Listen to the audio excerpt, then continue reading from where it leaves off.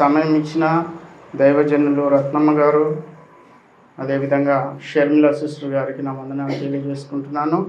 మరి సంఘ సభ్యులైనటువంటి ప్రతి ఒక్కరికి నా ప్రత్యేకమైన వందనాలు తెలియజేస్తున్నాను. దేవుడు ఆయన కృపలో మనందరినీ దీవించును గాక. హల్లెలూయా. మరి సమయంలో కొన్ని మాటలు మనం చూసుకుందాం. మనమందరము ధన్యులమై ఉంటున్నాం.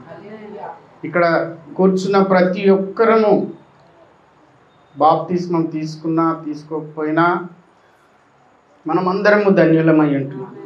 ఎందుకు అని అంటే ధన్యులము, అదేవిధంగా శ్రేష్ఠులము కూడా అయి ఉంటున్నాం. ఇందాక మనం వాక్యం చదివి ఉంటున్నాం కదా, 84వ కీర్తనలో దాంట్లో ఒక మాట ఉంటుంది, నీ ఆవరణములో ఒక దినము గడుపుట 1000 దినముల కంటే శ్రేష్టం. నాకు ఈ మాట చాలా ఇష్టం. మరి దైవజనులు ఉట్టిగానే ఈ యొక్క కీర్తనను వారు ఇష్టపడలేదు. ఎందుకనంటే ఎంతో శ్రేష్టమైన కీర్తన ఈ 84వ అధ్యాయం. అందులో ప్రతీదీ ఉంటుందన్నమాట. చూస్తే మరి మనమందరం కూడా సియోనులో కనబడే ధన్యత దేవుడు మనకి ఇచ్చి ఉంటున్నాడు.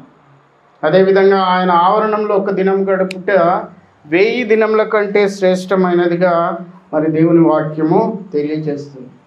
అదేవిధంగా మనం అందరము ధన్యులము అని దేవుని వాక్యం తెలియజేస్తుంది. ఏ విధంగా అంటే కీర్తనలు 1వ అధ్యాయం చూడండి. కీర్తనల గ్రంథం 1వ అధ్యాయంలో 1వ అధ్యాయం మొత్తం చూస్తే దుష్టుల ఆలోచన చొప్పున నడవక, పాపుల మార్గమున నిలవక, అపహాసకులు కూర్చుండు చోటను కూర్చుండక, యెహోవా ధర్మశాస్త్రమునందు ఆనందించుచు దివారాత్రములు దానిని ధ్యానించువాడు ధన్యుడు. ఈ ధన్యుడు ఏ విధంగా ఉంటాడు కింద చూద్దాం. అతడు నీటి కాలువల ఏరున నాటబడినదై ఆకు వాడక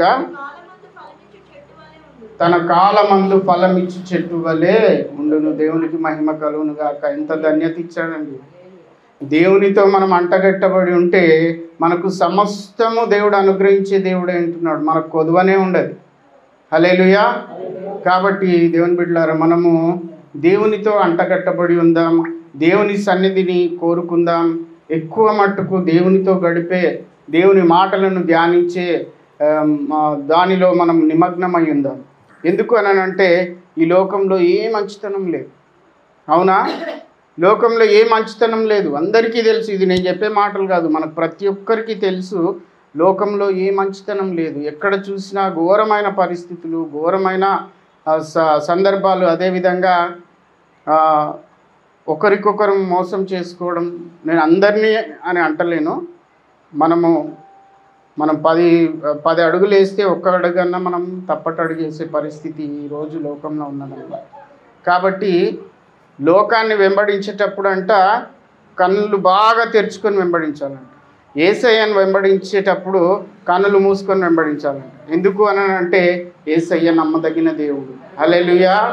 కాబట్టి నీ ఆవరణంలో గడుపుట 1000 దినముల కంటే శ్రేష్టమని దేవుని వాక్యం తెలియజేస్తుంది. శ్రేష్టమైనది ఇచ్చేది కేవలము దేవుడు ఒక్కడే. లోకము ఇవ్వలేదు. అంతేకాదు, లోకంలో మరి యేసుక్రీస్తు ప్రభువారు ఏమంటున్నారంటే, నా శాంతిని మీకు అనుగ్రహించి ఉన్నాను. చూడండి, యోహాను సువార్త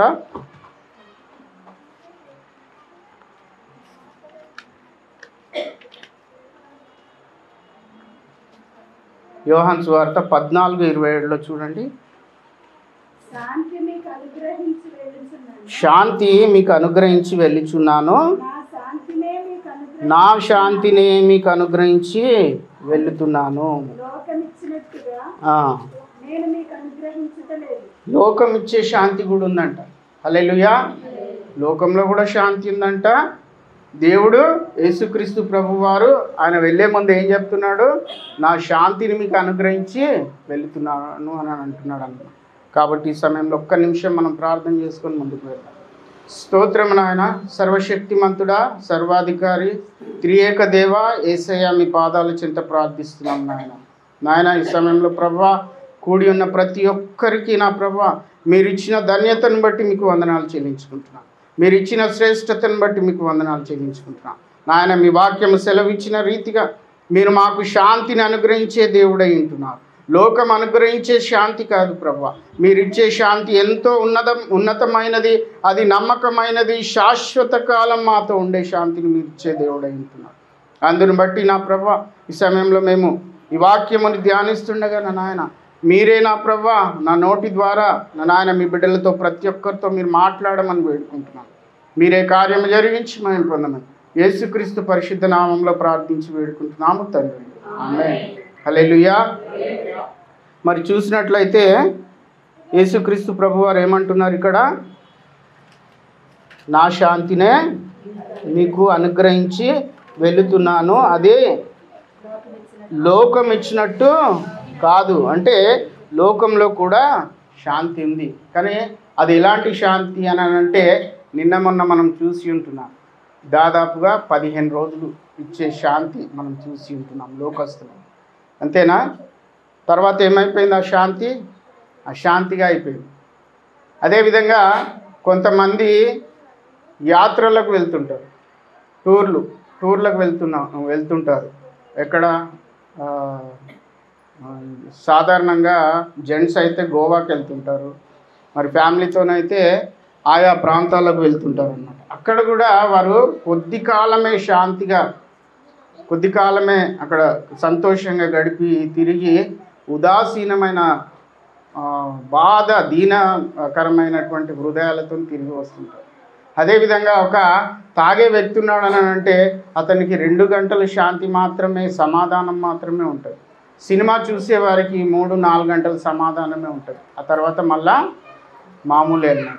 ఇవన్నీ లోకం ఇచ్చే శాంతి లేకపోతే సంతోషము తాత్కాలికమైనది, కానీ దేవుడిచ్చే శాంతి సదాకాలం ఉండే శాంతి. దేవుని బిడ్డలారా, నిజంగా ఈరోజు మనము దేవుని సన్నిధిలో గడుపుతున్న మనం ప్రతి ఒక్కరం కూడా మరి ఆయన వాక్యము సెలవిచ్చిన రీతిగా ఎంతో ధన్యులమై ఉంటున్నాం. ఎందుకు అంటే మనము శాశ్వతమైన శాంతిని పొందుకునే మరి దేవుని ద్వారా మనం పొందుకుంటున్నటువంటి శాశ్వతమైన శాంతికి అర్హులమై ఉంటున్నాం. అయితే మరి ప్రపంచంలో ఇలాంటి శాంతి లేదు. అందుకే మనం భారతదేశంలోనే ఆనాటి పూర్వము ఋషులు ఉన్నారు కదా, ఇప్పటికి కూడా ఉన్నారు అక్కడ. కొన్ని ఏమంటారు, ఉత్తర భారతదేశంలో లేకపోతే హిమాలయ పర్వతాలలో ఇప్పటికి కూడా ఉన్నారు. అయితే ఆనాటి ఋషులు ఏమని ప్రార్థిస్తున్నారు తెలుసా? దేవుని ప్రార్థిస్తున్నారు. వాళ్ళు ఏమని ప్రార్థిస్తున్నారంటే చూసినట్లయితే అసతోమా సద్గమయ, తమసోమా జ్యోతిర్గమయ, మృత్యోర్మా అమృతంగమయ, ఓం శాంతి శాంతి శాంతి. అంటే ఋషులు ప్రార్థిస్తున్నారు. వారు పొద్దున్నే సంధ్యావందనం చేస్తారు కదా, ఆ సంధ్యావందనం చేసేటప్పుడు వారు ఏం మాట్లాడుతున్నారని అంటే ప్రార్థిస్తున్నారు దేవునికి. ఏమని అంటే మేము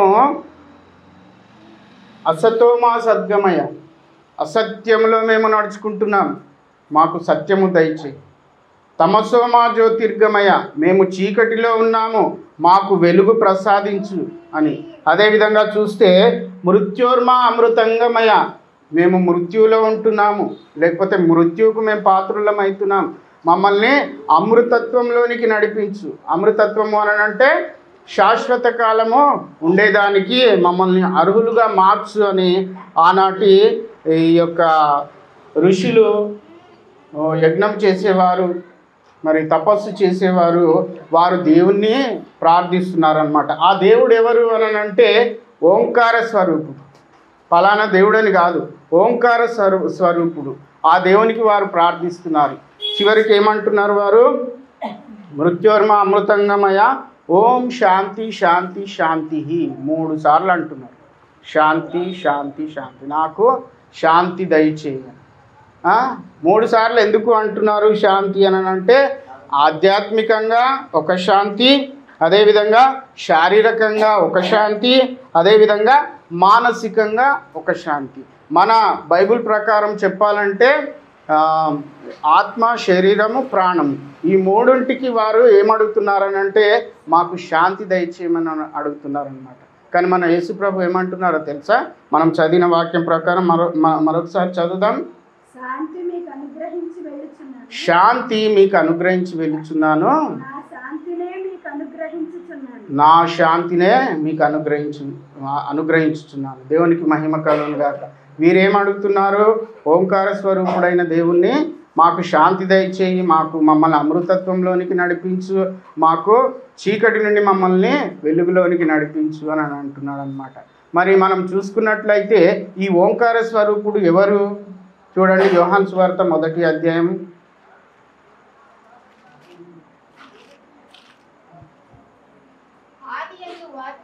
'ఆదియందు వాక్యం ఉండెను, వాక్యము దేవుని యొద్ద ఉండెను, వాక్యము దేవుడై ఉండెను, ఆయన ఆదియందు దేవుని యొద్ద ఉండెను, సమస్తము ఆయన మూలముగా కలిగెను, కలిగి ఉన్నదేది ఆయన లేకుండా కలగలేదు, ఆయనలో జీవముండెను, ఆ జీవము మనుషులకు వెలుగై ఉండెను. ఆ వెలుగు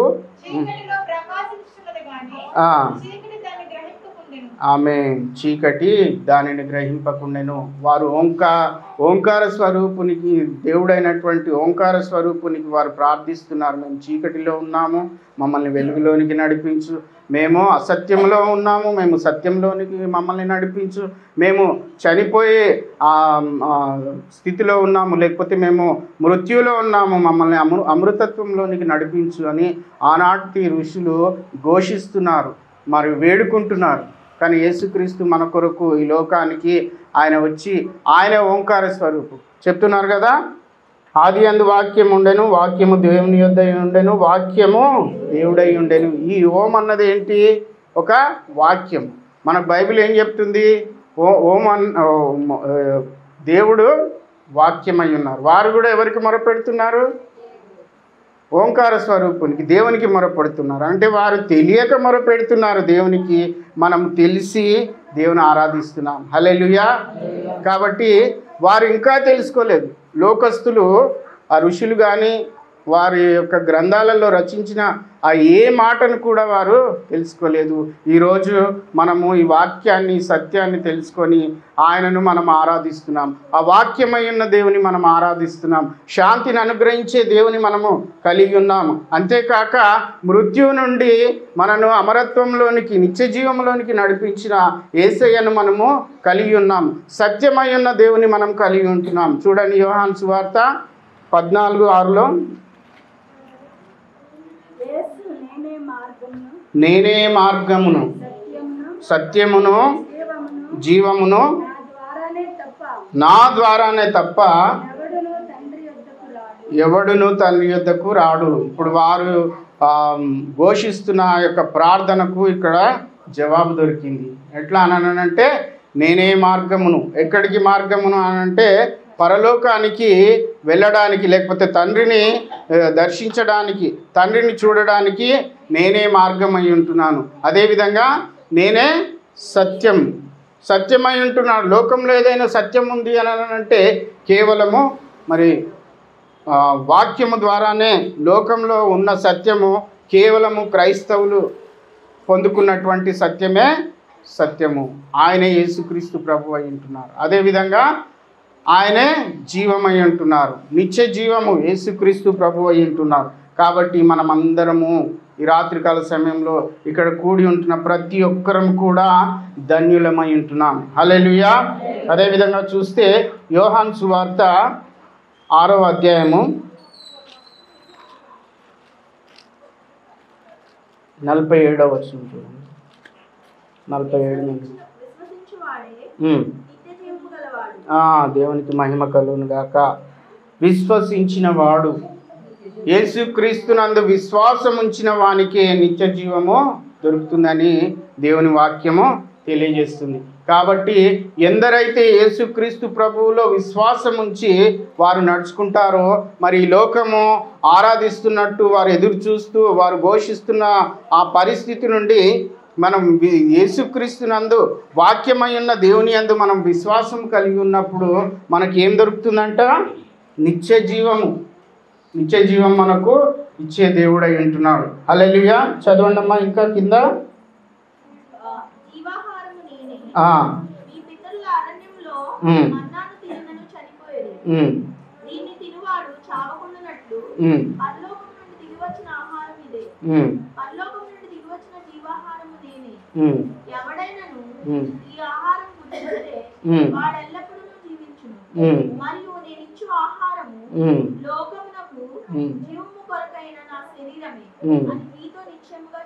దేవునికి మహిమ కలుగును గాక.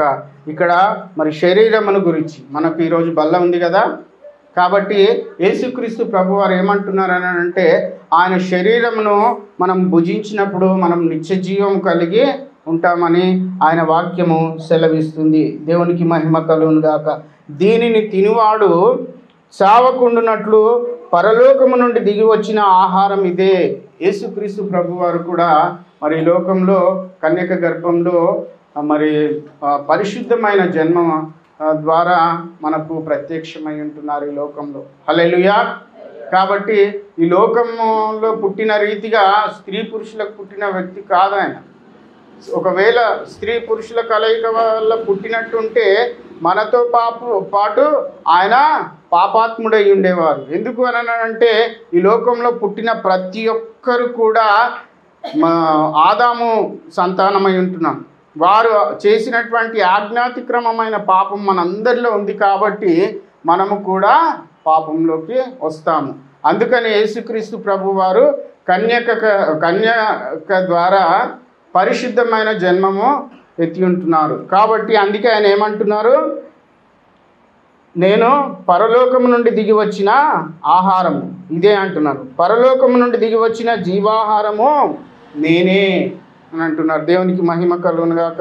మరి అదేవిధంగా కింద చూస్తే 54వ వచనంలో చూడండి, నా శరీరమును తిని నా రక్తము త్రాగువాడే నిత్య జీవము కలవాడు. దేవునికి మహిమ కలుగును గాక. మరి ఇది తెలియని వారికి విచిత్రంగా ఉంటుంది కదా. నా శరీరమును తిని నా రక్తము తాగువాడే నిత్య జీవము కలవాడు. మరి ఇది ఆయన మనకు పెట్టినటువంటి ఈ యొక్క బల్ల కార్యక్రమం అన్నది మనకు ఒక సాదృశ్యమై ఉంటున్నది. ఆయన శరీరానికి ఆయన రక్తానికి ఇది సాదృశ్యమై ఉంటున్నది అన్నమాట. మనము ఆయన దగ్గరికి వెళ్ళే వరక, ఆయన మన దగ్గరికి వచ్చే వరక ఇది మనము దేవుని యందు విశ్వాసం కలిగిన ప్రతి ఒక్కరు కూడా ఆచరించవలసిన విషయమై ఉంటున్నదన్నమాట. ఎందుకు అని అంటే మనము బాప్తిస్మము ద్వారా ఆయన పిల్లలమవుతాం. హల్లెలూయా. విశ్వాసము ద్వారా మనము బాప్తిస్మం పొందుకున్నప్పుడు ఆయన బిడ్డలమవుతాం. ఆయన బిడ్డలము అయిన మనము ఆయనతో ఏక శరీరం కావాలని అంటే మనం ఆయన రక్తము ఆయన యొక్క శరీరంలో పాలు పంపులు పొందుకోనే వారమై ఉంటున్నాం. కాబట్టి ఇలాంటి ధన్యత లోకస్తులకు లేదు. హల్లెలూయా. కాబట్టి నువ్వు నేను ఎంతో ధన్యులమై ఉంటున్నాం. మరి ఇలాంటి ధన్యతను మనము కొనసాగించాలని అంటే ఆయన రక్తములో ఆయన శరీరంలో పాలు పంపులు పొందువారమై ఉంటున్నాం. కాబట్టి ఆయన శరీరంలో ఆయన రక్తంలో పాలు పంపులు పొందువారమై ఉండాలని అంటే మనము దేవుడు మనని ఏ విధంగానైతే లోకంలో నుండి ప్రత్యేకపరిచి మనని ఏర్పరచుకున్నాడో ఆయన పిల్లలుగా మనము కూడా ప్రత్యేకముగా ఉండుటకు మనం ప్రయాసపడాలి. హల్లెలూయా. ఎందుకనంటే లోకంలో ఉంటున్నాం మనం. లోకంలో ఇంతో అంతో మాలిన్యం మనకు అంటుతుంది కదా. చేప బురదలో ఉంటుందంట, కానీ దానికి ఇంత బురద కూడా అంటించుకోదు. ఆ బురద అంటించుకోకపోవడానికి కారణం ఏంటి అని అంటే దాని శరీరంలో నుండి ఒక జిగురు పదార్థము ఎప్పటికీ విడుదల అవుతుంటుంది. హల్లెలూయా. కాబట్టి మనము కూడా ఈ లోకము యొక్క మాలిన్యమును అంటకుండా ఉండాలని అంటే మనలో ఒక పవిత్రమైన సువాసన లేకపోతే పవిత్రమైనటువంటి ఒక పదార్థం మన నుండి బయలు వెళ్ళాలి. ఈ లోక మాలిన్యము అంటని పదార్థం మనలో నుండి బయలు వెళ్ళాలని అంటే మనము సదాకాలము దేవునితో అంటకట్టబడి ఉండాలి. మరి ఏ విధంగా మనము ఆ యొక్క పరిస్థితిని మనము కలిగి ఉంటాము అని అంటే పొద్దున మొదట లేస్తేనే మనము ప్రార్థనతో ప్రారంభించాలి. హల్లెలూయా. మీరు చేయరని కాదు, నేను గుర్తు చేస్తున్నాను. మనం అందరము ప్రార్థనతో లేవాలి. అదేవిధంగా మరి మన నోటి నుండి చెడు మాటలు రాకుండా, మన పిల్లల విషయంలోనైతేనేమి, మన పెద్దల విషయంలోనైతేనేమి చెడు మాటలు రాకుండా, శపితమైన మాటలు రాకుండా దేవుని మాటలే మనం మాట్లాడుతున్నాం. ఒకవేళ మనకు అవి అలవాటు కాలేదు అని అంటే నువ్వు 24 గంటలు దేవుని స్తుతించుకుంటూ ఉండు. కొన్ని రోజులకు నీ నోటి నుండి చెడ్డ మాటలు రావు, అబద్ధాలు రావు, మోసపు మాటలు రావు, ఇంకా ఇతర లోక సంబంధమైన ఏ మాటలు కూడా మనకు రావు.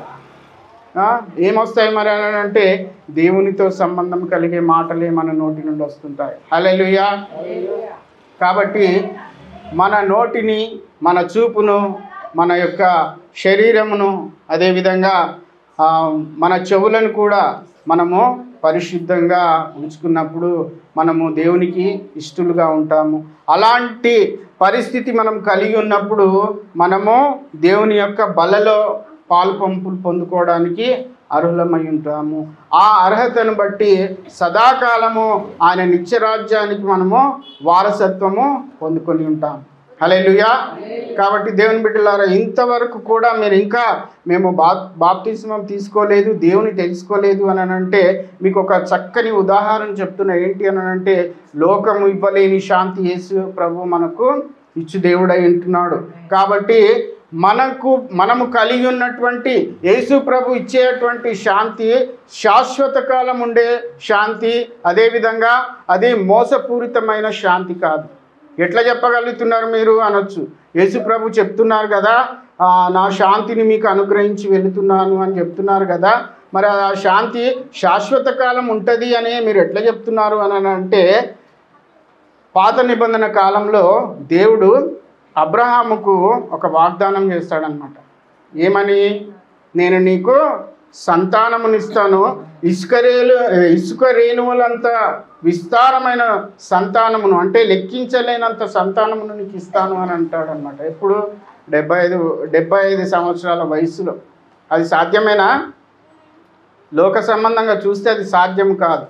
మరి ఆయన ఆ మాటను, దేవుడిచ్చిన ఆ మాటను నమ్మి ఉంటున్నాడు.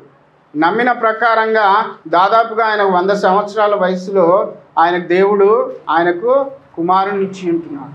ఆ కుమారుని ద్వారా విస్తారమైనటువంటి ప్రజలు ఈ లోకంలో, మరి ఆయన బిడ్డలు ఈ లోకంలో ఉంటున్నారు. వారు ఎంత శ్రేష్ఠులు అని అంటే, ఈరోజు ఇశ్రాయేలు దేశము ప్రపంచ పటంలో ఎంతో చిన్న దేశం కదా, కానీ వారు ఎంత శ్రేష్ఠులు అని అంటే ప్రపంచంలో ఉన్న టెక్నాలజీ అంతా వారి ద్వారానే సృష్టించబడింది. ఈవెన్ బల్బ్ కానీ, మైక్ కానీ, ఫ్యాన్ కానీ, ఈ లోకంలో వాడుతున్న ప్రతి వస్తువు, ఏది మన గుండు సూది కాడ నుండి మిసైల్ వరకు, అవన్నీ కూడా యూదులు, ఇస్రాయేలీయులు కనిపెట్టిన వస్తువులు అన్నమాట. ఎక్కువ మట్టుకు ఉన్నారు, ఇండియన్స్ ఉన్నారు, అమెరికన్స్ ఉన్నారు, చాలా వేరే వేరే దేశాలలో ఉన్నారు, కానీ ఎక్కువ మట్టుకు మాత్రం కనుక్కున్న ఏ వస్తువు అయినా ఈరోజు టెక్నాలజీ ఉన్నది అని అంటే దేవుని ప్రజలైన ఇశ్రాయేలీయులు, యూదుల ద్వారానే అది కనుక్కోబడ్డదన్నమాట. ఆనాడు మన దేవుడు అబ్రహాముకు చేసిన వాగ్దానము ఆయన ద్వారా నెరవేర్చి ఉంటున్నాడు. కాబట్టి మన దేవుడు మాట ఇచ్చి నెరవేర్చే దేవుడు. అదేవిధంగా ఈరోజు యేసు ప్రభు వారు ఏం చెప్తున్నాడు? శాంతిని మీకు అనుగ్రహిస్తున్నానని అంటున్నాడు. మరి ఆయన నమ్మదగినవాడు. ఆయన మాటలు 100% నమ్మదగిన మాటలు, దేవుని మాటలు ఈ లోకంలో. అందుకే నేను ఏమన్నాను మొదట, లోకస్తులను, లోకమును వెంబడించేటప్పుడు కళ్ళు బాగా తెరుచుకొని అన్ని విధాల ఆలోచించి వారిని వెంబడించాలి. కానీ యేసు ప్రభువుని వెంబడించేటప్పుడు మాత్రము కళ్ళు మూసుకొని వెంబడించాలి. హల్లెలూయా. ఎందుకనంటే ఆయన మోసం చేయని దేవుడు, ఆయన యథార్థవంతుడు, సత్యవంతుడు, నీతిపరుడు, నీతిని, యథార్థతను ప్రేమించే దేవుడు. మనం ఎంత నీతిగా, ఎంత యథార్థంగా ఆయన కొరకు జీవిస్తామో దేవుడు అంతా మనకు దగ్గరగా ఉంటాడు. మన ప్రార్థన ఆలకిస్తుంటాడు, మన ప్రతి అవసరాన్ని తీర్చే దేవుడై ఉంటాడు. కాబట్టి మరి ఈరోజు ఆయన రొట్టెలో, ఆయన శరీరంలో, ఆయన రక్తంలో పాలు పంపులు పొందుకునే మనము మరి ఆయన శాంతికి అర్హులమై ఉంటున్నాము. ఆ శాంతిని మనం పొందుకోవాలని అంటే, సదాకాలం ఆ శాంతితో మనము జీవించాలని అంటే మనము మన ప్రతి ప్రవర్తనను, ఎందుకనంటే లోకంలో ఉంటున్నాం మనం. ఒకరోజు దేవుని సన్నిధిలో గడుపుతాము, మిగిలిన 6 రోజులు లోకస్తులతో ఉంటాం. కాబట్టి లోకస్తులతో ఉన్నప్పటికీ మనల్ని మనము పవిత్రంగా, పరిశుద్ధంగా చూసుకోవాలన్నమాట. దానిని బట్టి మనము దేవునితో అంటగట్టబడతాము, ఆయన నిత్య రాజ్యానికి వారసులు అవుతాము. ఇలాంటి కృప దేవుడు మనకు దయచేయునుగాక. ప్రార్థన చేసుకున్నాం. స్తోత్రం నాయన, మహోన్నతుడా, మహాపరిశుద్ధుడా, జీవం గల తండ్రి యేసయ్యా, మీకే స్తుతులు స్తోత్రం నాయన. తండ్రి, మీ వాక్యము సెలవిచ్చిన రీతిగా నాయన మీరు శాంతిని అనుగ్రహించే దేవుడై ఉంటున్నారు తండ్రి. మరి లోకంలో కూడా శాంతి ఉంది, కానీ అది అశాశ్వతమైన శాంతి నాయన. కొద్ది కాలమే ఉండేటువంటి శాంతి, సంతోషము కొద్ది కాలమే ఉండేది నాయన. తండ్రి, మీ సన్నిధిలో మేము నా ప్రభు ఎంతో సంతోషము, సమాధానాన్ని పొందుకుంటాం. మీరిచ్చే శాంతి, సమాధానము, సంతోషము మా జీవితాలలో ఎంతో విలువైనదిగా మీరు మార్చే దేవుడై ఉంటున్నారు. అందుకే 84వ కీర్తనలో మీ వాక్యము సెలవిచ్చిన రీతిగా, నీ ఆవరణములో ఒక దినము గడుపుట 1000 దినముల కంటే శ్రేష్టము అని నా ప్రభువా మీ వాక్యము సెలవిస్తుంది. నిజమేనా నాయన? మేము ఒక్క అడుగేస్తే మీరు మాతో పాటు 1000 అడుగులు వేసే దేవుడై ఉంటున్నారు. మేము మీ కొరకు ఒక్కరోజు సమర్పించుకుంటే నా నాయన మీరు మా కొరకు 1000 దినాలు మా పక్షా నుండి పోరాడే దేవుడై ఉంటున్నారు. అదేవిధంగా నా నాయన, మేము మీకు 1 రూపాయి ఖర్చు పెడితే మీరు తిరిగి మాకు 1000 రూపాయలు ఇచ్చే దేవుడై ఉంటున్నారు. నిజమేనా నాయన? అది మేము కళ్ళారా చూస్తున్నాము. ఒక్క విత్తు విత్తితే మేము దాని నుండి పుష్కలమైనటువంటి గింజలను మేము పొందుకుంటాం, ధాన్యమును పొందుకుంటాం నాయన.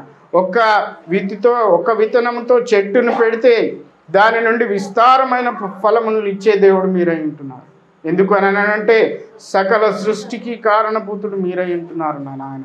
ఈ లోకంలో ఏదైనా ఉన్నది, చెట్టే కానీ జీవమే కానీ ఏదైనా ఉన్నది అని అంటే అది మీ సృష్టి అయి ఉంటుంది ప్రభా.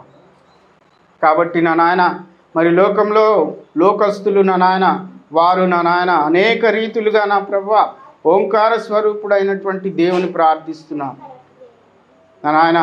మరి లోకంలో శాంతి లేదని మాకు శాంతి దయచేయమని, అదేవిధంగా లోకంలో సత్యము లేదని మమ్మల్ని సత్యంలోనికి నడిపించమని, అదేవిధంగా నా నాయన మరి మేము మృత్యువుతో పోరాడుతున్నాము, మమ్మల్ని అమృతంలోనికి లేకపోతే నిత్య జీవంలోనికి నడిపించమని వారు అడుగుతున్నారు నా నాయన. మీరు సమస్తాన్ని మీరు అనుగ్రహించిన దేవుడై ఉంటున్నారు.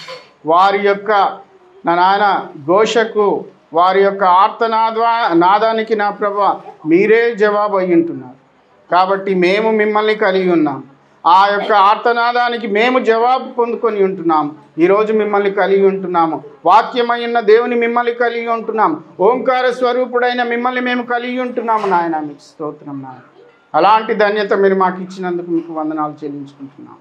లోకంలో అనేకులకు లేని భాగ్యము మీరు మాకు ఇచ్చి ఉంటున్నారు నాయన. ఒకనాడు మృత్యువును తెచ్చుకున్నటువంటి మానవునికి తిరిగి నిత్య జీవంలోనికి నడిపించడానికి మీరు నా ప్రభా మన నాయన ఈ లోకంలోనికి నా ప్రభా కన్యక గర్భంలో జన్మించి మా కొరకు నా నాయన మరి శిలువ మీద మరణించి మీ యొక్క రక్తాన్ని చిందించి మీ ప్రాణం అర్పించి 3వ దినము ఆ మృత్యువును నా తండ్రి మృతి చేసి మీరు సజీవుడుగా లేచిన దేవుడు అయి ఉంటున్నారు.